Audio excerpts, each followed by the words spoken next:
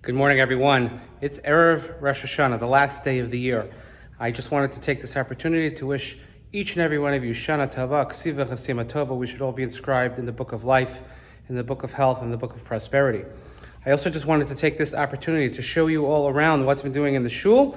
You'll have a better idea what to do, where to go when you come in.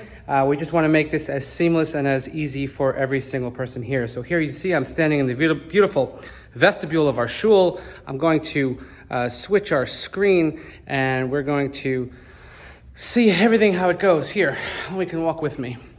We walk inside of our shul and you see the beautiful hallway here. We have machzorim here available for anyone who needs.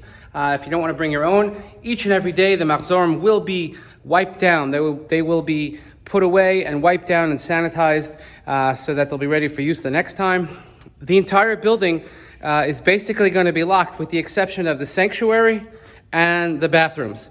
Upstairs, downstairs, every other location. Again, we're trying to minimize any sort of gatherings, any sort of congregating, so we're going to have it closed. Of course, if you need a coat, the coat room is open, but again, walking through our main entrance here, and you're going to see how we have our beautiful shul set up as the last final preparations are taking place.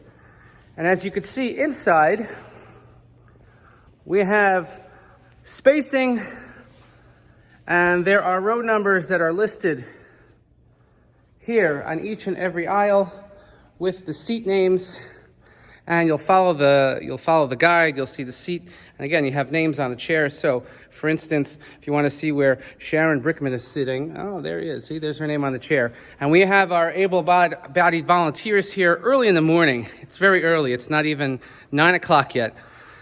The shul is set up beautifully. Look, our co-president, Shira Stein, say hi, Shira. And the brains behind the entire operation. Guys, everybody say hello to Alicia. Alicia, who's done everything, worked here literally day and night to make sure that everything happens accordingly. But again, we're going to have this seamless. We have plenty of space here. Things are spaced accordingly. And now let's go take a look at the outside. So you'll see here also in the coat room, we have ready to go all the machzorim, which will be put on a table for the outdoor minyan.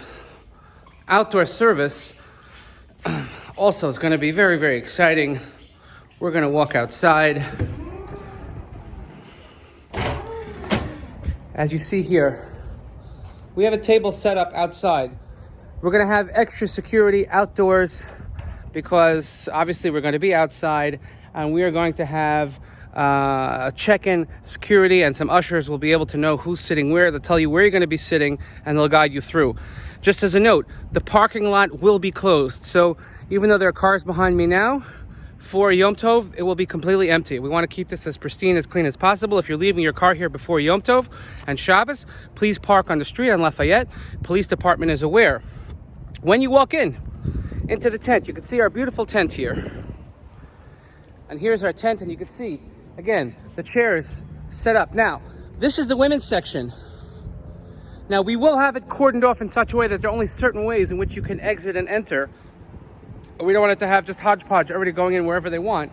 And I guess as a PSA also, we have these cones, we're going to be fixing this, but please make sure you watch your step, because in order to put such a large tent up, they had to have these sort of like giant metal nails that go into the ground, as you could see. So we have these here just to alert people. We have these ropes. We want to make sure that you don't walk into the road, because if you're walking like me, you're on the phone, you don't know where you're going, and like, oh, right? So we want to make sure that that doesn't happen.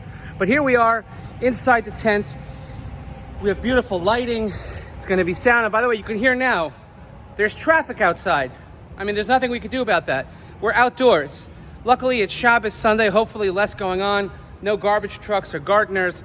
But this is where it's important that we have to keep our talking to a minimum. Let's focus on the davening. It's not that long of a service. We want to make sure that we get everything in accordingly. And I'll walk you over again. You can see here, this row, you want to watch out for the posts. You want to watch out for the strings and these ties that are anchoring the tent.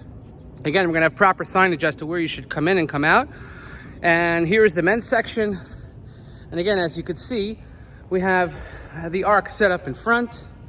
And we have the shulchan for the bima. And again, we have plenty of seating, and it's all designated. I ask, please, everyone, remain in your assigned seat.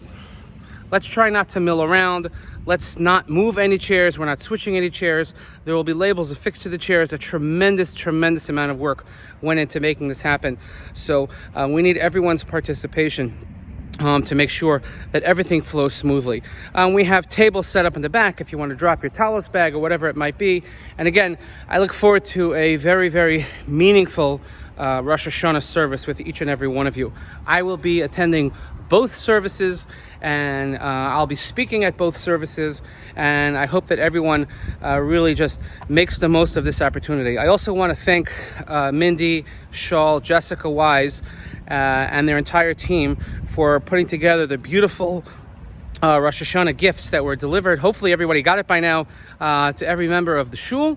And you'll see there's a picture of it attached to this email, and also a little piece that was written. I want to thank Yoshi Klibanov for arranging to have it printed as such, and you'll see that attached to the email as well. But look around, our beautiful shul, our beautiful campus, and it is open for business. This is something that's really very, very exciting. There are not so many places that are going to be open for Rosh Hashanah, but we are. We're going to have beautiful services. It'll be great to see everyone. We're doing everything in a very careful way. There will be hand sanitizer around, tissues, whatever you might need. Again, all we ask is that you just follow the rules, wear a mask, cover your nose and your mouth. Don't be that guy. Just follow the rules. It's not a question of whether you agree with it or not, but it's for the person next to you. We want everyone to feel comfortable. We want everybody to have an inspiring Yom Tov, to feel connected to your community. That was the idea behind the packages. We want everybody to feel connected, even if you're not going to be here. There'll be an extra shofar blowing here at 3:30, a kids program at 4, all on Sunday. Obviously, we're not blowing the shofar on Shabbos. And we also sent out a guide as to somebody who's davening at home, perhaps what they should follow.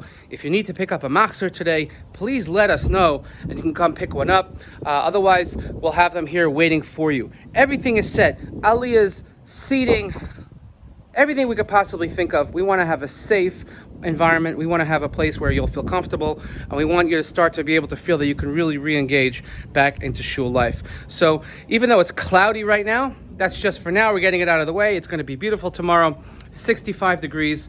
The voices will carry, the songs will reach the heavens. And again, I want to wish each and every one of you a Kasiva Chasima Tova, Shana Tova. I look forward to seeing you all in shul. Have a good Shabbos, a good Yom Tov. I will see you then.